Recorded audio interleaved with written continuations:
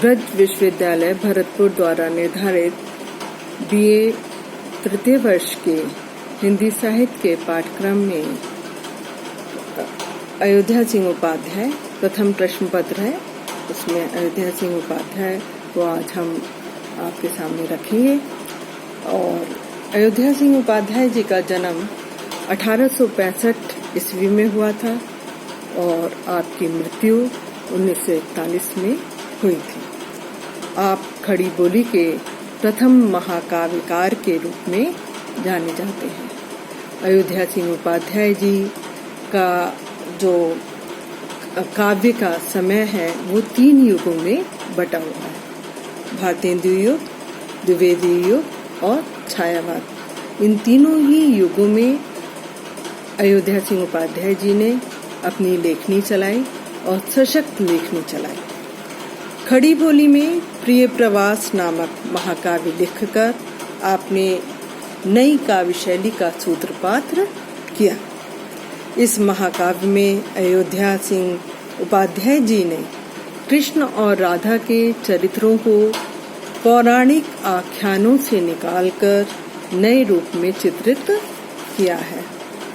आपके प्रिय प्रवास, वैदेही वनवास, पारिजात, पद्म प्रसून, कल्पलता, चुपते चौपते, चोखे चौटते आदि प्रमुख काव्य ग्रंथ हैं। पवनदूती प्रसंग अंश अयोध्या जी के महाकाव्य प्रिय प्रवास के 6ठे सर्ग का अंतिम अंश है। इस अंश में कृष्ण वियोग में दुखी राधा पवन को अपने मन की भावना संबोधित करती हैं। वह पवन से यह भी निवेदन करती हैं कि पवन उनका संदेश श्री कृष्ण तक पहुंचा दे। इस संदेश में एक ओर राधा की विरह व्याकुलता प्रकट होती है तो दूसरी ओर राधा का समाज सेविका का रूप भी अभिव्यक्त होता है। अब हम अपने जो निर्धारित पाठ्यक्रम है पवनदूती प्रसंग उस पर आते हैं। पवनदूती प्रसंग प्रिय प्रवास। तू पावेगी कुसुम गहने, कांतता साथ पहने, उद्यानों में वरनगर के सुंदरी मालिनों को, वे कार्यों में स्वप्रीतम के तुल्य ही लग्न होंगी। जो शांता हो सरस गति से तो उन्हें मोह लेना। इस काव्यांश में अयोध्या सिंह उपाध्याय हरिओत जी पवनदूती के माध्यम से राधा जी के मन की विरह व्यथा को व्यक्त कर रहे हैं। राधा जी चाहती हैं कि पवन के माध्यम से उनकी विरह की भावना श्री कृष्ण तक पहुंच जाए। लेकिन इसके साथ साथ जो उनका पौराणिक रूप है, कृष्ण के वियोग में राधा जी दुखी हैं, एक तो ये रूप है ही है, लेकिन अयोध्या सिंह उपाध्याय जी ने राधा जी का एक समाज सेविका के रूप में भी उनको चित्रित किया है। तो वो यहाँ पर कह रही हैं, तू पावेगी कुसुम गहने, कांतता साथ पहने। हे पवन, हे वायु, तुम ऐसे मालिनों को, ऐसी जो माली हैं उनकी स्त्रियों को पाओगी जो कैसे पहने होंगी, कुसुम फूलों के गहनों को पहने होंगी। तुम ऐसी स्त्रियों को वहां पर जरूर से तुम्हें मिलेंगी। उद्यानों में वरनगर के सुंदरी मालिनों को, जो श्रेष्ठ नगर हैं, उन श्रेष्ठ नगर में जो उद्यान है, बाग बगीचे हैं, वहां पर सुंदर सुंदर जो मालिने हैं, वो मालिने अच्छे अच्छे फूलों के गहने पहने हुए सौंदर्य से युक्त दिखाई देंगी।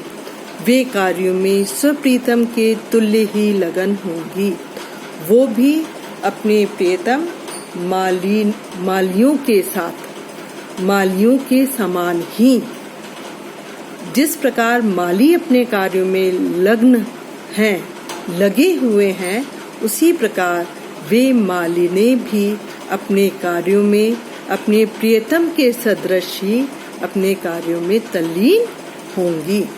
जो शांता हो सरस गति से, तो उन्हें मोह लेना।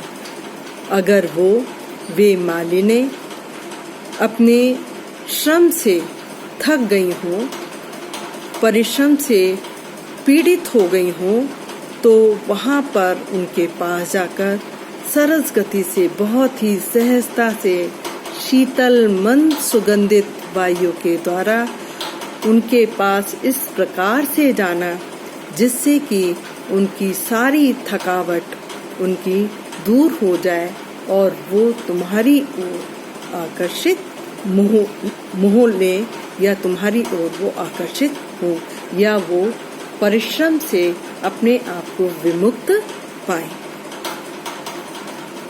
जो इच्छा हो सुरभि तन के पुष्प संभार से ले, आते जाते सरुचि उनके प्रीतमों को रिझाना। ए मर्मज्ञ रहित उनसे युक्तियां सोच होना, जैसे जाना निकट प्रिय के व्योम चुंबी ग्रहों के। यहाँ पर अयोध्या सिंह उपाध्याय जी पवन दूती के माध्यम से राधा जी के भावों को व्यक्त करते हुए कह रहे हैं, जो इच्छा हो सुरभितन के पुष्प संभार से ले। हे पवन, यदि तुम्हें इच्छा हो, यदि तुम्हारे ऐसी कामना हो, तो तुम वहाँ पर जो पुष्प लगे होंगे उन पुष्पों से क्या ले लेना, उनकी जो सुगंधी है उन सुगंधी से अपने आप को युक्त कर लेना। वहाँ पे जो पुष्प लगे हों, उन श्रेष्ठ उद्यानों में, बाग बगीचों में जो पुष्प लगे हुए हों, उन पुष्पों की सुगंधों से अपने आप को संयुक्त कर लेना या युक्त कर लेना। आते जाते सरुचि उनके प्रीतमों को रिझाना। जब तुम अपने शरीर को, अपने मन को, अपने आप को उन पुष्पों की सुगंधों से युक्त कर लोगी, तो तुम वहाँ पर आते जाते जो प्रियतम होंगे उनको अपनी रुचि के अनुसार उनको रिझाना, उनको आकर्षित करना। वो भी जो श्रम से थके हुए हैं, उनकी उस पीड़ा से, उनकी उस थकावट से उनको दूर करना। ए मर्मज्ञ रहित उनसे युक्तियां सोच होना। हे पवन, तुम ऐसे प्रियतमों से उनके जो प्रेम के रहस्य हैं, उन रहस्यों के बारे में, उनके सोच के बारे में, उनकी भावनाओं के बारे में, उनकी युक्तियों के बारे में उनसे कुछ ज्ञान लेना, उनसे उनकी भावनाओं को समझना, जैसे जाना निकट प्रिय के व्योम चुंबी ग्रहों के, कि जिस तरीके से आकाश को छूने वाले ऊंचे ऊंचे ग्रहों के घरों के पास से जब तुम जाओगी, तो वहाँ के प्रिय किस तरीके की सुगंधी से युक्त होकर के अपने आप को परिश्रम से विमुक्त कर पाएंगे और अपने आप को श्रम से रहित कर पाएंगे। इन सारी युक्तियों से, इन सारी सोच से अपने आप को युक्त करना। देखे पूजा समय मथुरा मंदिरों मध्य जाना, नाना वाद्यों मधुर स्वर की मुग्धता को बढ़ाना।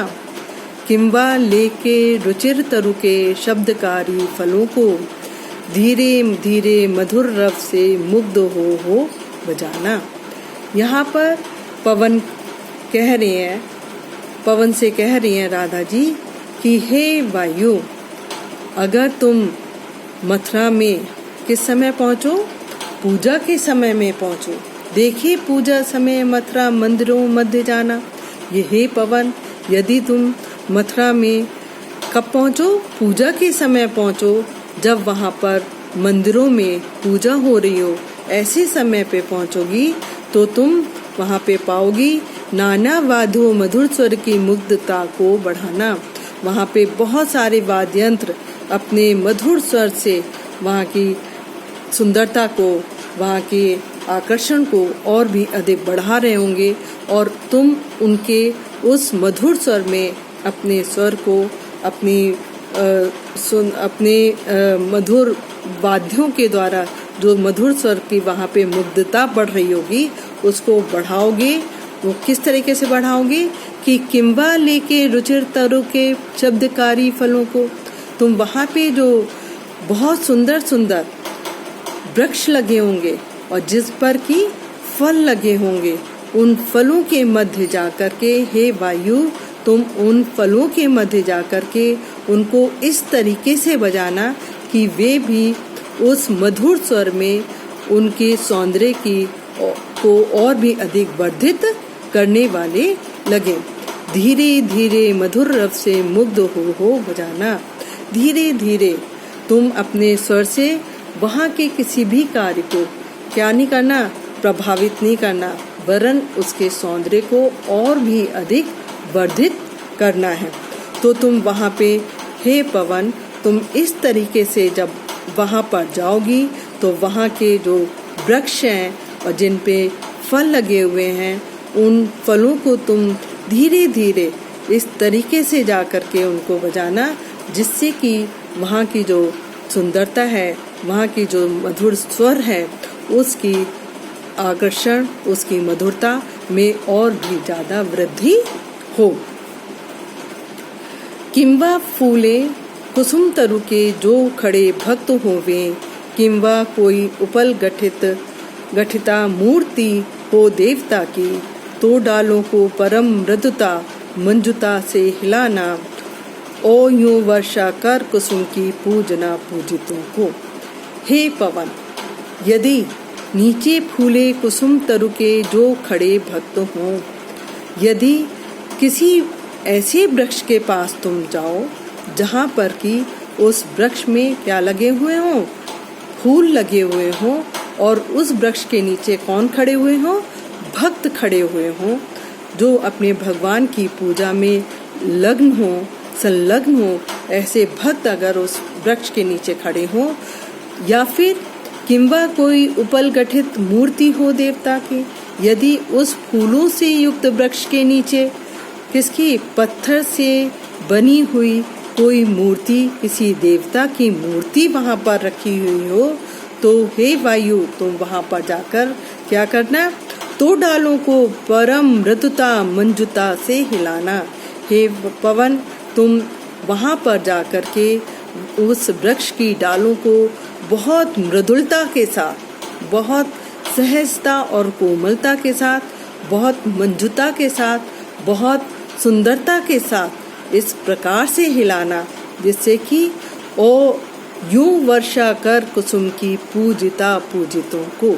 और इस प्रकार का कार्य जब तुम वहाँ पर उस वृक्षों को हिलाओगी, तो तुम्हारे हिलाने से उस वृक्ष पे जो फूल लगे होंगे, वो फूल वहाँ पर खड़े भक्तों के ऊपर, और वहाँ पर यदि कोई मूर्ति बनी होगी देवता की, उसके ऊपर वो फूल इस प्रकार गिरेंगे, ऐसा लगेगा जैसे कि फूलों की वर्षा हो रही हो।